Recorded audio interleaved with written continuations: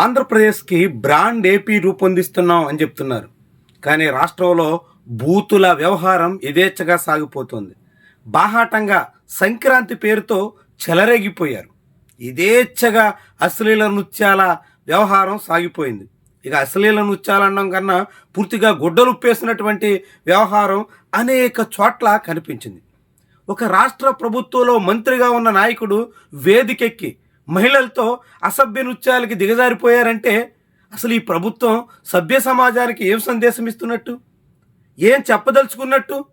14-15 ఏళ్ల పిల్లల నుంచి మొదలుకొని అందరూ అలాంటి అశ్లీల అసభ్యకర పూర్తి స్థాయి నగ్న నృత్యాలు కూడా తెగించేసినటువంటి తీరు ఆంధ్రప్రదేశ్కి నిజంగా బ్రాండ్ తీస్తుందా? ఇలాంటి ధోరణి రాష్ట్రానికి ఏమాత్రమైన ప్రయోజనాన్ని చేకూరుస్తుందా? అత్యంత నిస్సంకోచంగా నిస్సిగ్గుగా సాగుతున్నటువంటి వైనాన్ని కట్టడి చేయలేని ప్రభుత్వాన్ని ఏమనాలి?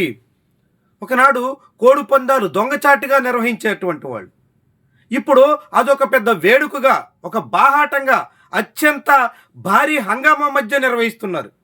కోడిపందాల నిర్వహణే ప్రెస్టీజియస్ వ్యవహారంగా మారిపోయింది.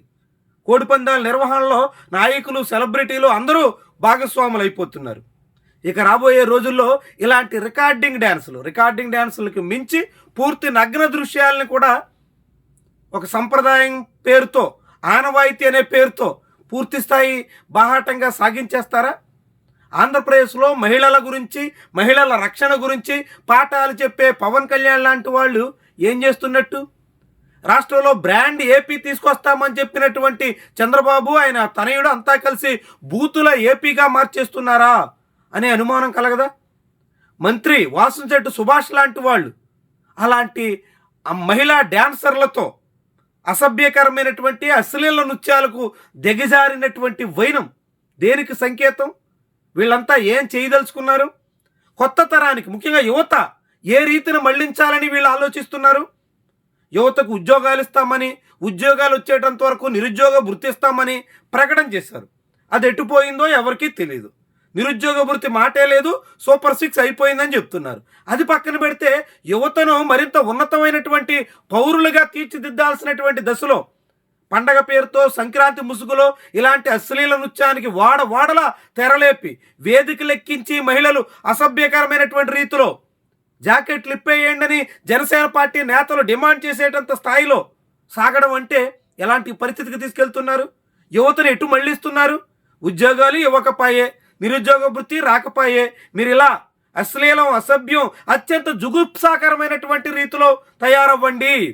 మీ బాగోగులు మాకు పట్టవు కాబట్టి అటు మధ్యలో మునుగుతూ ఇటు ఇలాంటి అసాంఘిక కార్యకలాపాల్లో చెలరేగిపోండి అనే సంకేతాన్ని పంపిస్తున్నారా? ఇది దేనికి సంకేతం? ఎంతటి వరకు దిగజారుతారు? అత్యంత ఆందోళన కలిగించేటువంటి అంశం ఆంధ్రప్రదేశ్లో సంక్రాంతి పేరుట సాగినటువంటి చాలా దారుణమైనటువంటి నృత్యాల తీరు, రికార్డింగ్ డ్యాన్సుల పేరుతో సాగించినటువంటి పూర్తి నగ్న దృశ్యాలు, అర్ధనగ్న నృత్యాలు, ఇవన్నీ కూడా చాలా మందిని ఆందోళన కలిగిస్తున్నటువంటి విషయాలు. దేశమంతా ఆంధ్రప్రదేశ్ పరువు తీసేసేటువంటి అంశాలు. రాష్ట్ర పరువుని బజారుకి ఈడుస్తూ, రాష్ట్ర గౌరవాన్ని కించపరుస్తూ, రాష్ట్రంలో మహిళల్ని బజారు వస్తువుల్లా చూస్తున్నారు అనే రీతిలో తీరుని మార్చేస్తూ ఎక్కడ దాకా తీసుకెళ్లే ప్రయత్నం చేస్తున్నట్టు, ఏ దిశలో మళ్లిస్తున్నట్టు, ఇది దేనికి సంకేతం అన్నట్టు? చంద్రబాబు సర్కారు తీరు ఎక్కడికి మళ్లిస్తున్నట్టు?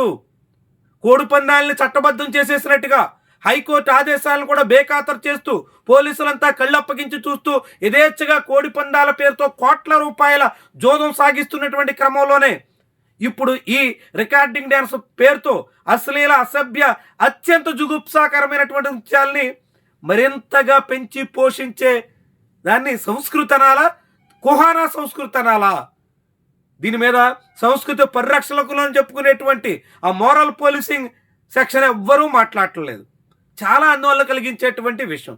మహిళల్ని బజారులో నిలబెట్టి వాళ్ళ గుడ్డలిప్పి ఆనందించేటువంటి ధోరణి ఏ సంస్కృతికి తార్కాణం? దేనికి నిదర్శనం? గుడ్లిప్పి డ్యాన్సులు వేస్తుంటే దాన్ని ఆస్వాదించేలా జనాల్ని తయారు చేయడం అంటే ఎక్కడికి మళ్ళిస్తున్నట్టు? ఏ దిశ వైపు తీసుకెళ్తున్నట్టు? రాష్ట్రానికి పెట్టుబడులు తీసుకొస్తున్నాం, భారీ పరిశ్రమలు వస్తున్నాయని చెప్తూ ఇలాంటి సంక్రాంతి సందర్భంగా సాగించినటువంటి అరాచక వ్యవహారం మాత్రం ఈ ప్రభుత్వానికి ఏమాత్రం సరైనది కాదు. అత్యంత జుగుప్సాకరమైన ధోరణిని పెంచి పోషిస్తున్న కూటమి సర్కారు ప్రజలకు సమాధానం చెప్పుకోవాల్సిన పరిస్థితి వస్తుందన్నది కాదనలేని వాస్తవం.